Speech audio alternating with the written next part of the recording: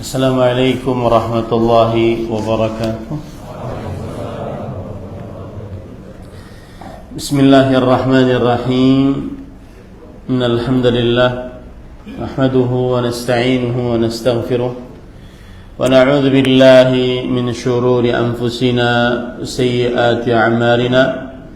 Man yahdihillahu fala mudilla lahu wa man yudlil fala hadiya lahu. وأشهد أن لا إله إلا الله وحده لا شريك له وأشهد أن محمدا عبده ورسوله يا أيها الذين آمنوا اتقوا الله حق تقاته ولا تموتن إلا وأنتم مسلمون يا أيها الناس اتقوا ربكم الذي خلقكم من نفس واحدة وخلق منها زوجها وبث منهما رجالا كثيرا ونساء واتقوا الله الذي تساءلون به والأرحام إن الله كان عليكم رقيبا يا أيها الذين آمنوا اتقوا الله وقولوا قولا سديدا يصلح لكم أعمالكم ويغفر لكم ذنوبكم ومن يطع الله ورسوله فقد فاز فوزا عظيما أما بعد فإن أصدق الحديث كتاب الله وأحسن الهدي هدي محمد صلى الله عليه وعلى آله وسلم وشر الأمور محدثاتها وكل محدثة بدعة وكل بدعة ضلالة وكل ضلالة في النار. Alhamdulillah, kita bersyukur pada Allah Subhanahu wa taala pada hari ini, hari Jumat malam Sabtu 29 Rajab atau 28 Rajab 1445 Hijriah, bertepatan dengan 9 Februari 2024. Kita dimudahkan oleh Allah Subhanahu wa taala untuk duduk bersama mengkaji kembali kitab Arkanil Islam yang ditulis oleh Imadatul Bahth al-Ilmi bil Jami'ah al-Islamiyah bil Madinah al-Munawwarah, yaitu bagian pembahasan ilmiah di Universitas Islam Madinah, kitab yang berjudul Rukun Islam. Salawat dan salam semoga selalu Allah berikan pada Nabi kita Muhammad sallallahu alaihi wa ala alihi wasallam, pada keluarga beliau, para sahabat, serta orang-orang yang mengikuti beliau sampai hari kiamat kelak. Dengan nama-nama Allah yang husna dan sifat-sifat yang ulia, kita berdoa, Allahumma inna nas'aluka ilman nafi'an wa rizqan tayyiban wa amalan mutaqabbala, Allahumma amin. Ahibati fillah, afanillah wa iyyakum, jamaah Masjid Baitus Salam yang saya cintai karena Allah. Semoga Allah Subhanahu wa taala selalu memberikan afiat kepada kita di dunia dan di akhirat. Pada pertemuan kali ini kita masih di dalam Ar-Ruknul Awwal, syahadatu alla ilaha illallah wa anna Muhammadan Rasulullah. Rukun yang pertama yaitu syahadat la ilaha illallah dan Muhammad adalah Rasulullah. Dan kita masih di dalam nomor 1, yaitu penulis mengatakan makna syahadati la ilaha illallah. Makna syahadat la ilaha illallah. Kita baca, huwa nutqu biha ma'al ilmi. Silahkan buka di halaman 2 ya. Halaman 2. Nomor 1, makna syahadat la ilaha illallah. Huwa nutqu biha ma'al ilmi bima'naha wal amalu bimuqtadaha wal amali bimuqtadaha batinan wa zahiran. Amma an-nutqu biha min ghairi ma'rifatin bima'naha wala amalin bimuqtadaha فإنه غير نافع بالإجماع بل تكون حجة عليه. Nah. Barakallahu fikum. Bismillahirrahmanirrahim. Alhamdulillah. Bismillah. Poin pertama, makna syahadat la ilaha illallah, yaitu mengucapkannya dan mengetahui maknanya serta mengamalkan kandungannya secara lahir maupun batin. Adapun mengucapkannya tetapi tanpa mengetahui maknanya dan mengamalkan kandungannya, maka menurut ijma para ulama hal itu tidak ada gunanya, bahkan itu hanya akan menjadi hujah atau bumerang baginya. Para ikhwan yang dirahmati oleh Allah Subhanahu wa taala, ini lari kepada permasalahan syahadat. Pada pertemuan sebelumnya saya sudah menyebutkan makna syahadat secara bahasa. Ada beberapa makna yang saya sebutkan. Di antaranya adalah al-ilmu. Syahadat secara bahasa berarti ilmu. Kemudian yang kedua adalah al-ikhbar, pemberitahuan. Kemudian yang ketiga adalah al-iqrar, penetapan. Kemudian yang keempat adalah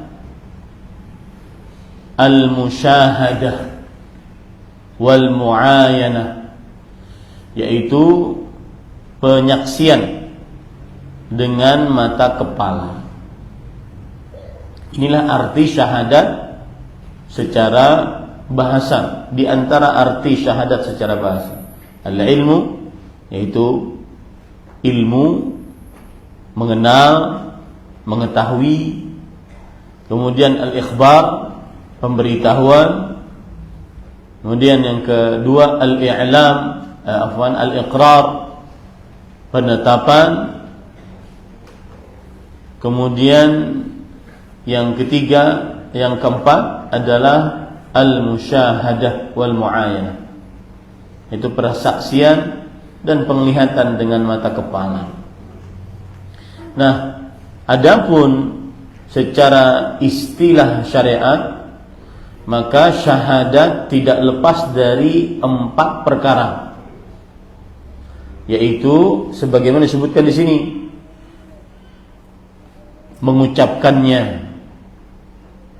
1, orang yang bersyahadat wajib mengucapkannya, karena dengan pengucapan tersebut berarti dia memberitahukan kepada orang lain. 1 ini. Kemudian yang kedua, mengucapkannya dan mengetahui maknanya. Ini yang kedua adalah al-ilmu, yaitu mengetahui makna yang diucapkan. Kemudian yang ketiga adalah al-i'tiqad, meyakini apa yang diucapkan. Ini yang ketiga. Yang keempat, memberitahukan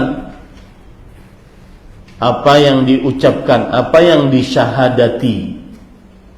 Maka kalau seandainya ada orang mengucapkan asyhadu an la ilaha illallah, berarti dia yang pertama mengucapkan syahadat la ilaha illallah, mengucapkan la ilaha illallah.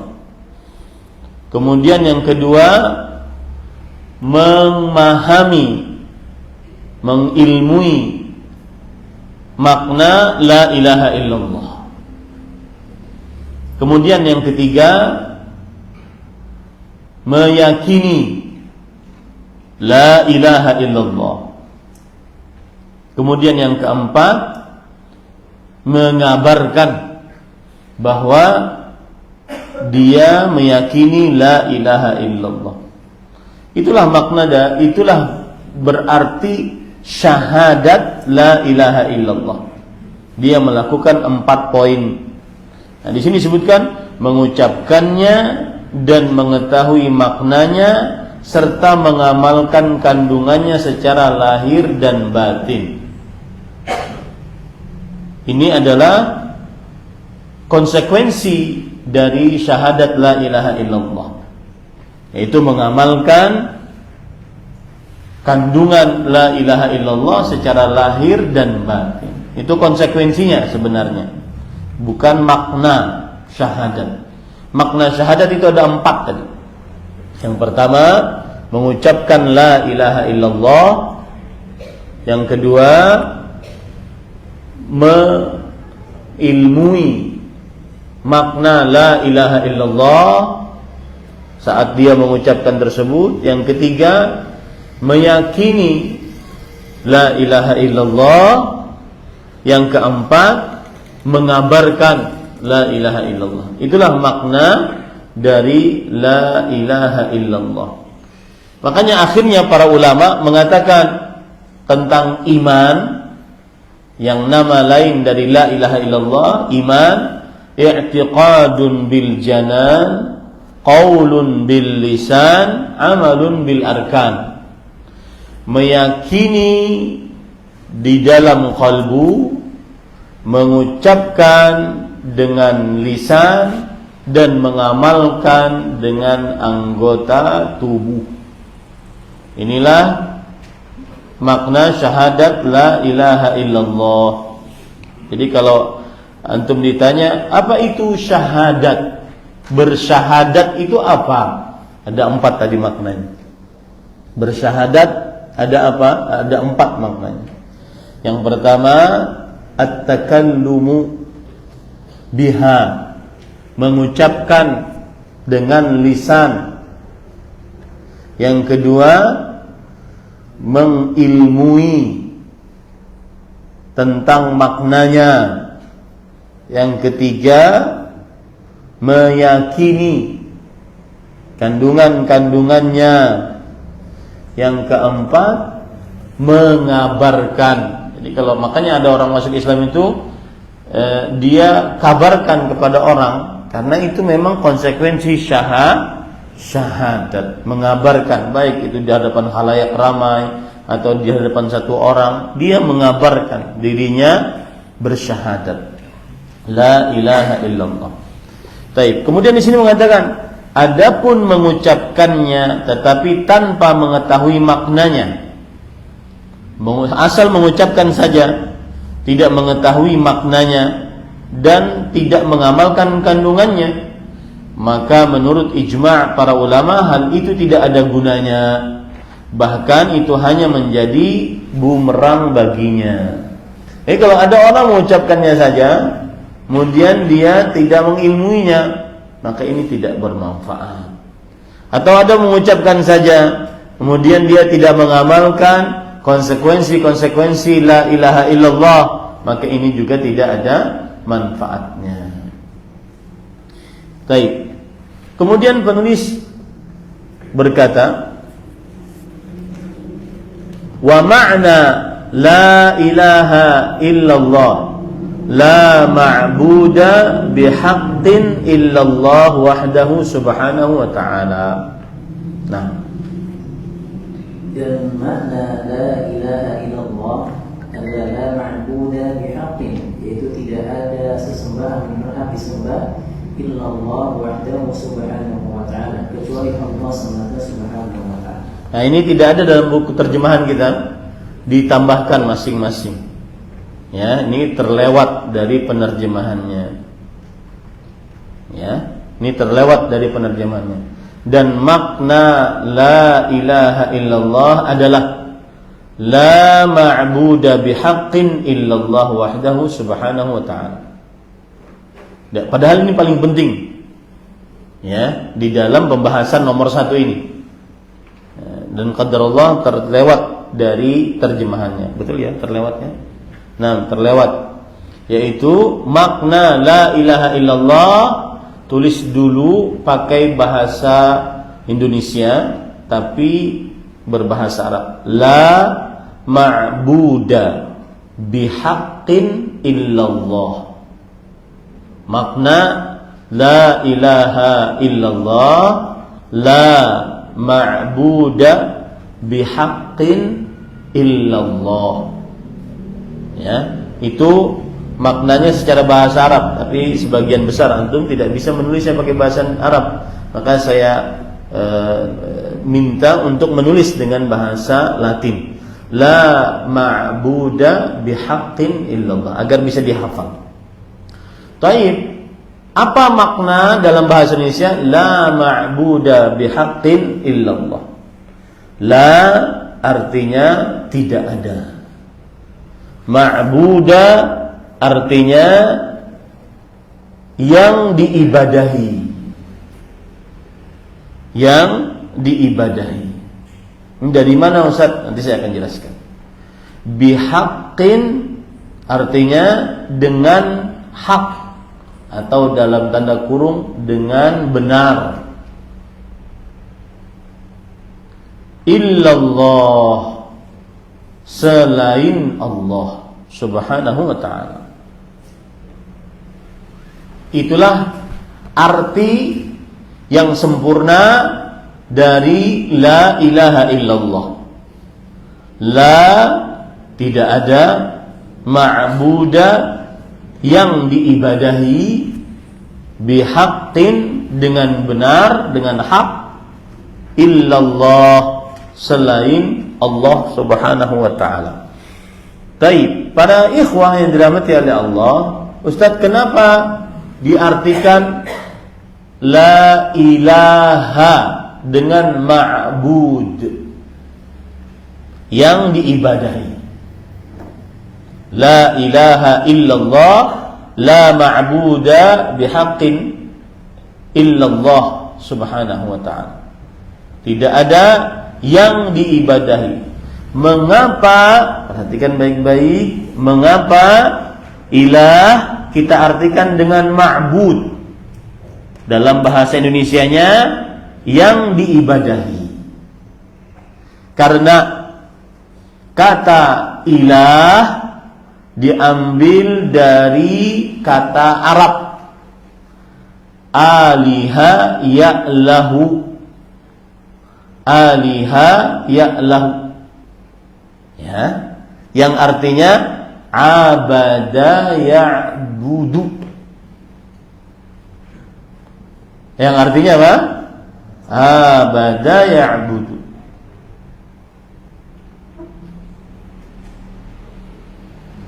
Yang artinya beribadah. Makanya al-ilahiyah artinya adalah al-ibadah.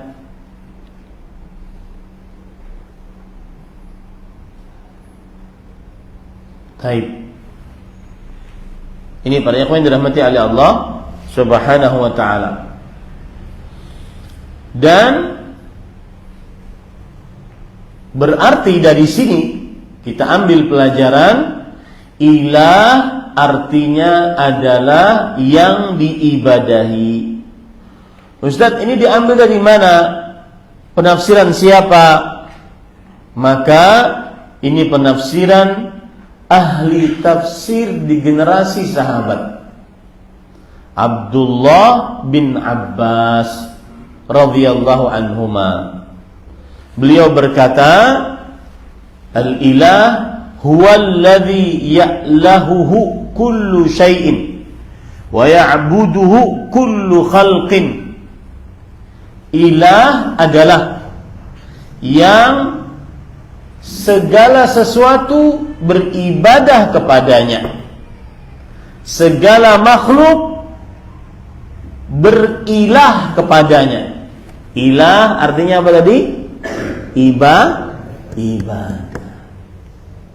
Paham ya? Jadi ketika kita mengartikan la ilaha illallah dengan arti la ma'buda bihaqqin illallah, maka penafsirannya itu dari siapa? Abdullah bin Abbas radhiyallahu anhuma.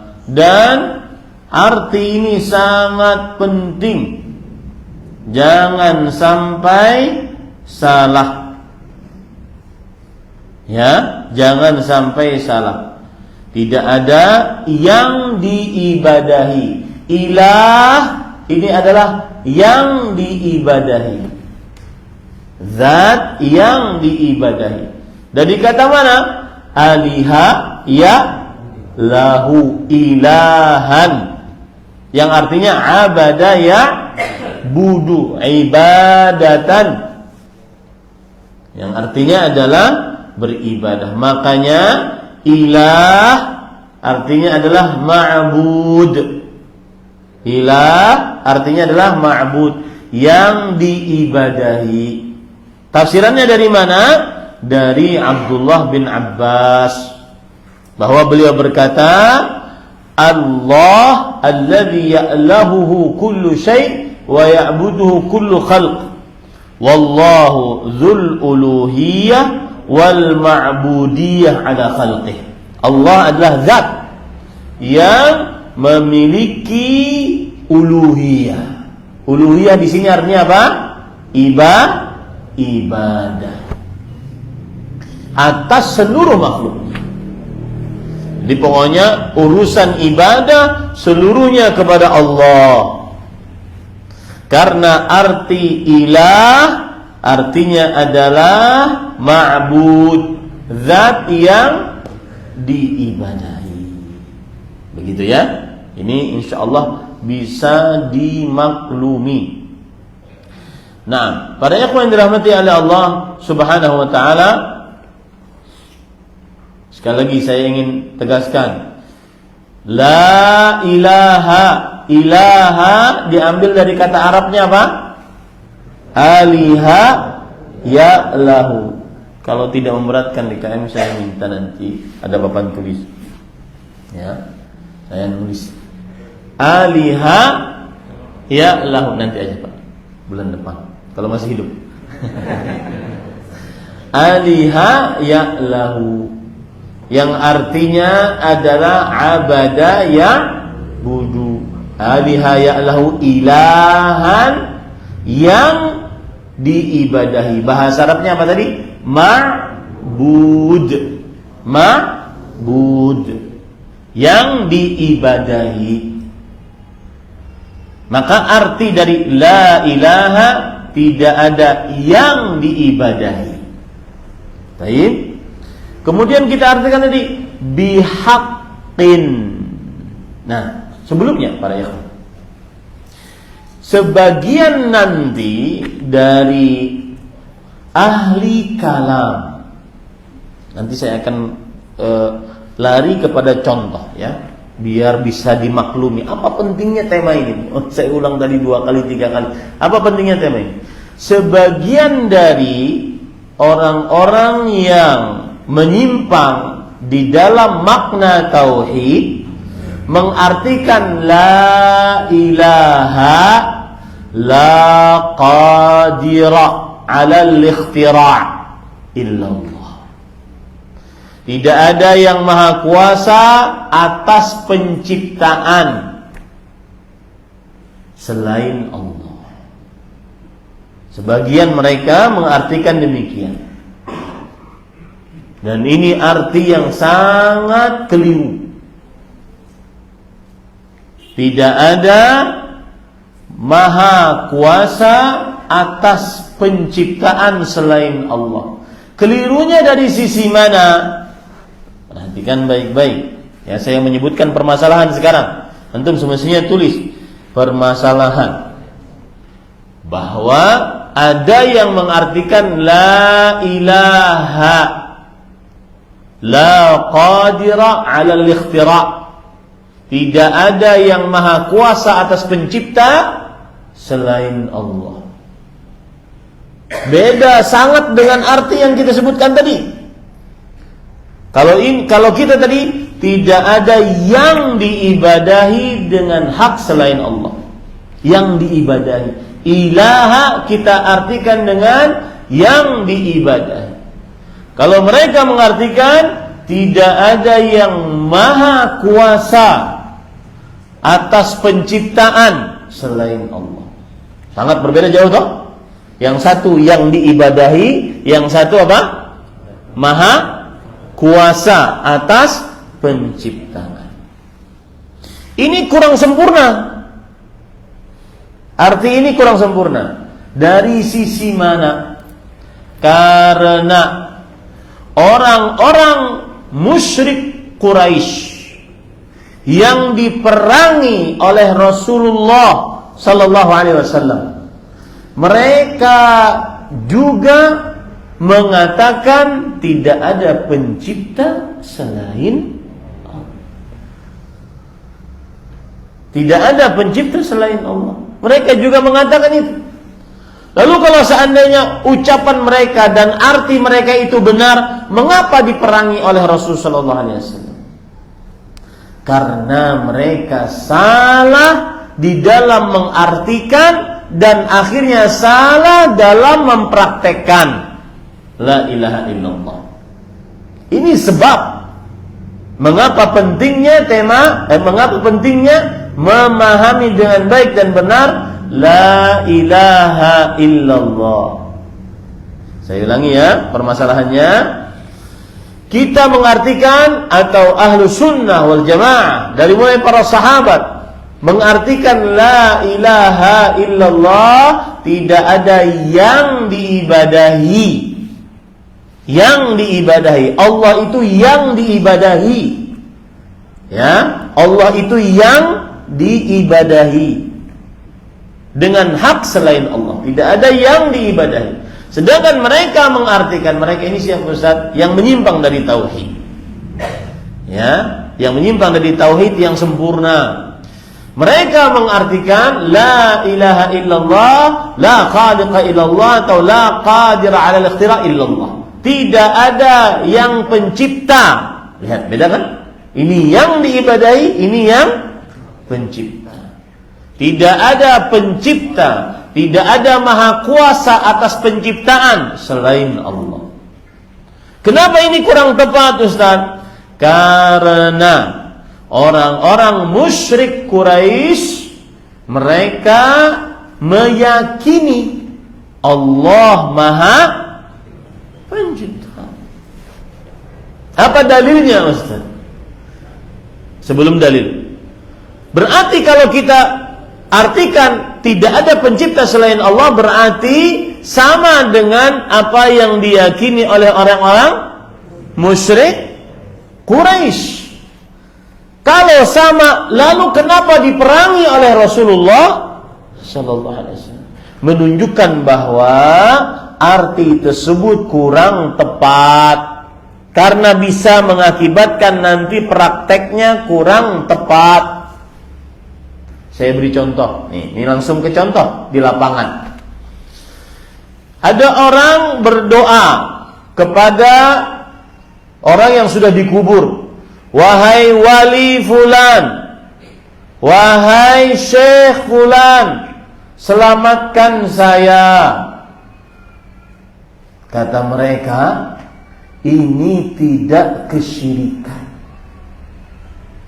Apa alasannya? Siapa yang tahu?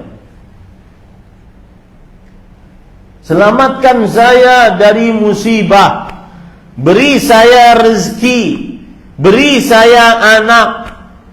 Ketika kita di tengah lautan, diombang-ambing oleh ombak yang besar di atas bahtera kapal, maka dia dengan sekonyong-konyongnya mengucapkan, wahai wali fulan, wahai syekh fulan.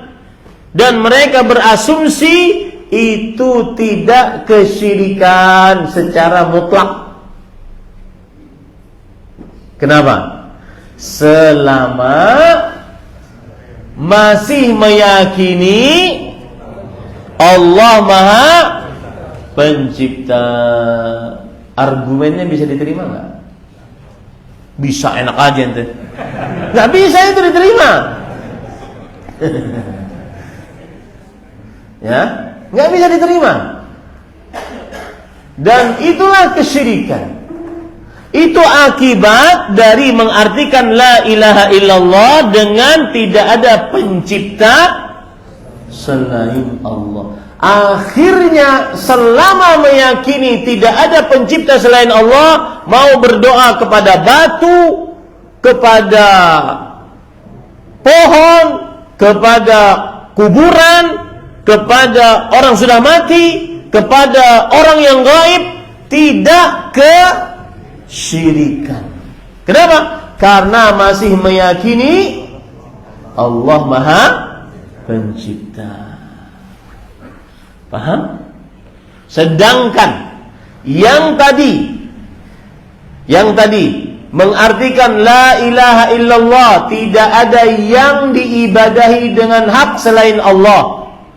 Maka apabila ada yang berdoa seperti tadi, wahai wali fulan, wahai syekh fulan, selamatkan saya dari ombak ini, sampaikan saya ke daratan, maka yang mengartikan tadi tidak ada yang diibadahi selain Allah dengan hak, maka akan menyatakan itu adalah sebuah kesyirikan. Paham bedanya sekarang?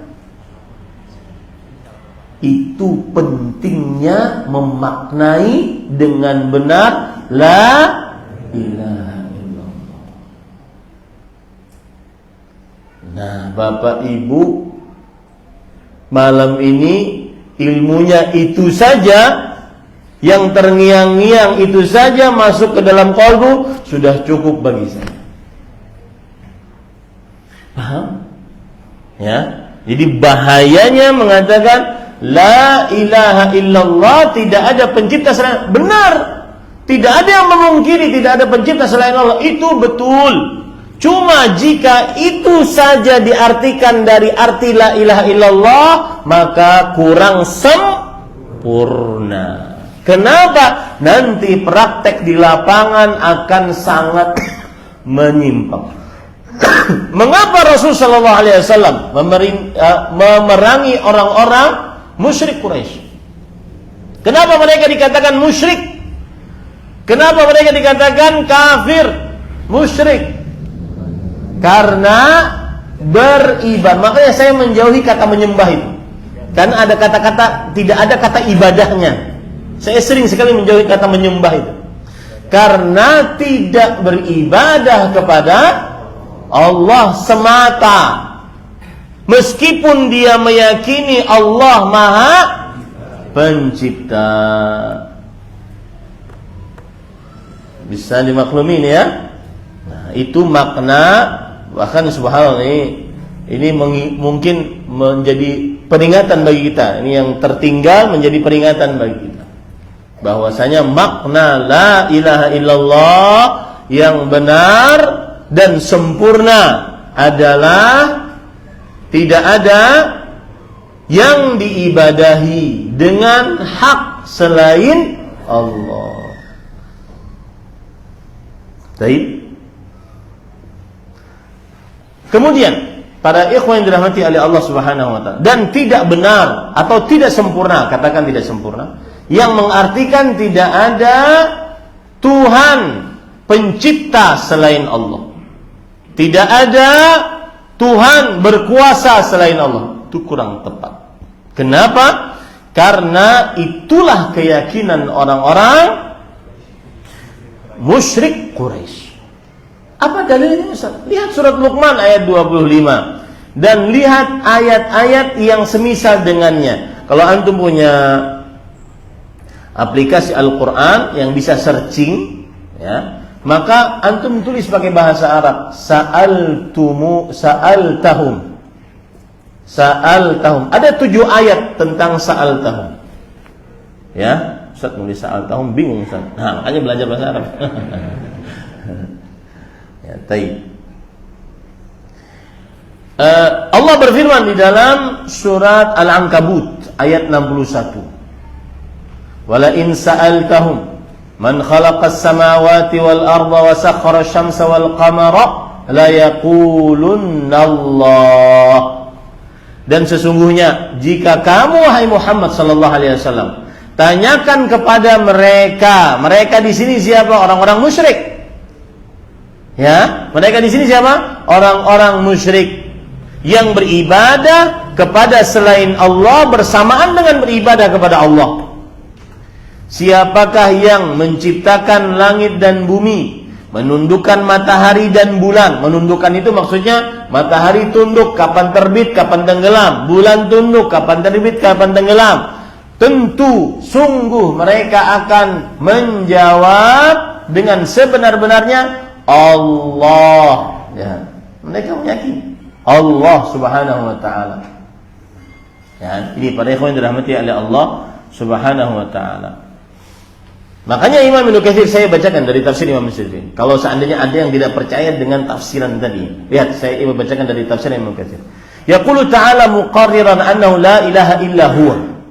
Allah Subhanahu wa taala berfirman dalam rangka menetapkan bahwa tidak ada ilah yang diibadahi dengan hak selain Dia. Li'anna al-musyrikin alladzina ya'buduna ma'ahu ghairah. Karena orang-orang musyrik yang mensyirikkan Allah, yang beribadah kepada selain Allah bersamaan dengan beribadah kepada Allah. Lihat, porosnya ada pada kata apa? Ibadah. Itu yang membedakan orang musyrik dengan orang muslim dalam poin yang sangat penting, yaitu ibadah.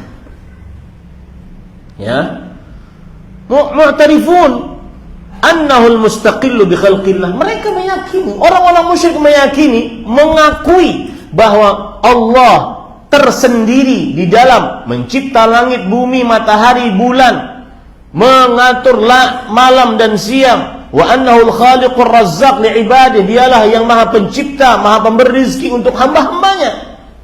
Wa muqaddiru ajalihim wa ikhtilafiha, dan yang mengatur ajal-ajal mereka dan memberikan rezeki kepada mereka berbeda-beda. Subhanallah. Itu Allah Subhanahu wa taala. Kalau sudah demikian, fa idza kana al-amru kadzalik falima yu'badu ghairuh. Lihat, ini bedanya. Kalau mereka meyakini Allah pencipta, pengatur, berkuasa, maka mengapa selain Allah diibadahi? Diporos kepada poros dalam permasalahan la ilaha illallah apa? Ibadah. Makanya para ikhwah, ini kaum-kaum yang mudah-mudahan diberi petunjuknya, saya tidak mencela, tetapi kaum-kaum yang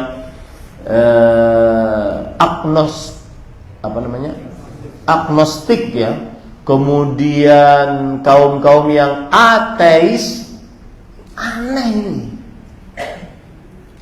Orang dari dulu mengakui adanya Allah Subhanahu wa taala. Ente di zaman sekarang enggak mengakui, aneh itu. Ketinggalan zaman. Ya, ketinggalan zaman. Karena permasalahan kita sekarang bukan ada atau tidaknya Allah Subhanahu wa taala, akan tetapi permasalahan kita adalah ibadah kepada Allah. Allah ditauhidkan dalam ibadah kepadanya. Itu permasalahannya. Zaman sekarang masih nyari Tuhan. Aduh, terlambat ente. Urusan kita bukan itu sekarang. Urusan kita ini mentauhidkan Allah dalam ibadah atau tidak, itu urusan kita sekarang.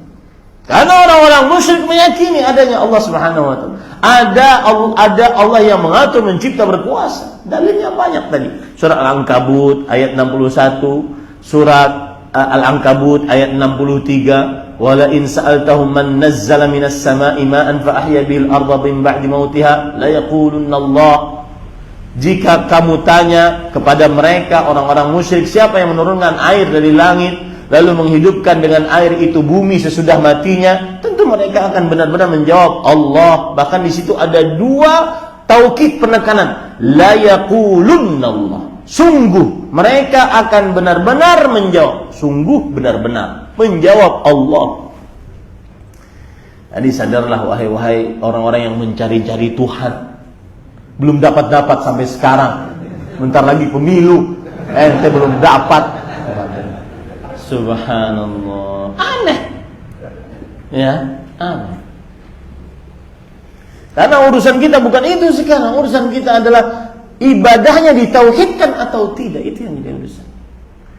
Juga dalam surat Luqman ayat 25 sebagaimana saya sebutkan. Kemudian surat Az-Zumar ayat 38, surat Az-Zukhruf ayat 9, surat Az-Zukhruf ayat 87. Ya, 6 ayat yang semuanya menunjukkan bahwa orang musyrik meyakini adanya Allah. Meskipun kita tidak pungkiri bahwa ada orang musyrik yang tidak meyakini adanya Allah. Ada enggak? Ada. Seperti Fir'aun, dia mengatakan, "Wa ma Rabbul Alamin?" Apa itu Rabbul Alamin? Adakah Rabbul Alamin? Ya Haman ibni li sarhan la'ali ablughul asbab as-samawat fa'attali'u ila ilahi Musa wa inni la'adhunnuhu kadhiba. Wahai Haman, bikin tangga sampai ke langit. Aku akan ingin bertemu dengan Nabi Tuhannya Nabi Musa. Aku kira Musa dusta, di atas sana ada Tuhan. Jadi yang tidak percaya adanya Tuhan ini cicitnya Fir'aun. Ya karena Fir'aun yang tidak percaya Tuhan, tidak adanya Tuhan. Baik, para ikhwan yang dirahmati oleh Allah Subhanahu wa taala. Itu poin paling penting malam ini. Ya, poin paling penting makna la ilaha illallah. Berapa menit lagi? Baik. Kita lanjut. Para ikhwan yang dirahmati oleh Allah Subhanahu wa taala, kemudian penulis berkata, wa rukna hadhil kalimati an-nafyu wal isbat. Nafyul ilahiyyah amma siwallahi wa isbatuha lahu wahdahu la syarika lah. Kama tadammanat al-kufra bit-taghut wa huwa kullu ma 'ubida min dunillahi ta'ala min basharin aw hajarin aw shajarin aw hawan aw syahwah wa bughduhu wal bara'atu minhu. Faman qalaha wa lam yakfur bima yu'badu min dunillah lam ya'ti bihadhil kalimah. Dalam syahadat la ilaha illallah ini ada dua rukun, yaitu an-nafyu atau nafi dan al-itsbat. An-nafyu atau nafi artinya meniadakan ketuhanan dari selain Allah, sedangkan al-itsbat artinya menetapkan ketuhanan hanya bagi Allah. Tidak ada sekutu bagi Allah. Syahadat ini juga mengandung arti kufur kepada taghut, yaitu segala sesuatu yang disembah selain Allah dan ia rela, baik itu berupa manusia, batu, kayu, hawa nafsu maupun syahwat, serta membenci dan juga berlepas diri daripadanya. Barang siapa yang mengucapkan kalimat la ilaha illallah tapi tidak kafir kepada apa-apa yang disembah selain Allah, berarti dia belum mewujudkan kalimat syahadat ini. Baik. Syahadat ini punya dua rukun, an-nafyu dan al-itsbat. Hafalkan Arabnya. An-nafyu dan al-itsbat. An-nafyu artinya penetapan, peniadaan. An-nafyu artinya peniadaan. Apa yang ditiadakan? Disebutkan di sini, meniadakan ketuhanan dari selain Allah. Ingat, arti ilah apa? Meniadakan ketuhanan. Tuhan yang dimaksud di sini apa? Yang diibadahi selain Allah. Meniadakan ketuhanan maksudnya meniadakan Tuhan yang diibadahi selain Allah. An-nafyu. Kemudian al-itsbat, sedangkan itsbat artinya menetapkan ketuhanan hanya bagi Allah. Maksudnya menetapkan Tuhan yang diibadahi hanya Allah Subhanahu wa taala. Ya, ingat selalu kalau urusan la ilaha illallah, poros utamanya adalah urusan apa? Ibadah. Poros utamanya urusan ibadah. Maka rukun la ilaha illallah ada dua. La ilaha, rukun yang pertama. La ilaha. La, tidak ada. Ilaha, yang diibadahi selain Allah. Ini namanya an-nafyu. Meniadakan Tuhan yang diibadahi selain Allah. Namanya apa? An-nafyu. Kemudian illallah, menetapkan hanya Allah Tuhan yang berhak diibadahi. Illallah. Jadi kalau ditanya apa rukun la ilaha illallah, ada dua. Yang pertama apa? An-nafyu. Yang kedua apa? Al-itsbat. An-nafyu pada kata la ilaha. Al-itsbat ada pada kata illallah. Ya. Nah, Kalau sudah dipahami itu, tauhid seseorang dalam ibadah tidak akan sempurna kecuali dengan dua ini. Saya beri contoh. Kalau ada orang doa, sholat, puasa, zakat, haji, sholat, puasa, zakat, haji, doa, zikir, baca Quran, bersedekah, baik, berbuat baik kepada tetangga, berbakti pada orang tua, beribadah dia kepada Allah, mengerjakan rukun yang kedua, illallah, beribadah kepada Allah, beribadah kepada Allah. Tapi ketika ditanya, menurutmu Tuhan Yesus atau kesyirikan kaum Nasrani bagaimana? Maka dia mengatakan, kaum Nasrani mungkin jalannya aja beda, tujuannya sama. Ini tidak sempurna la ilaha illallah. Harus mengkufuri Tuhan selain Allah, harus berlepas diri dari yang diibadahi selain Allah, baru sempurna la ilaha illallahnya. Bisa dimaklumi ini? Itulah faidah dari mengatakan rukun la ilaha illallah ada dua. Rukun itu apa artinya, Pak? Mahiyatus syai', seinti sesuatu. Yang tidak ada sesuatu kecuali dengan ada rukunnya tadi. Nah, kita lanjut setelah azan, sholat, kemudian kita lanjut insyaallah taala sedikit ya tentang rukun tadi. Baru setelah itu pertanyaan. Wallahu alam. Sallallahu nabiyana Muhammad walhamdulillahirabbil alamin. Wassalamualaikum warahmatullahi wabarakatuh.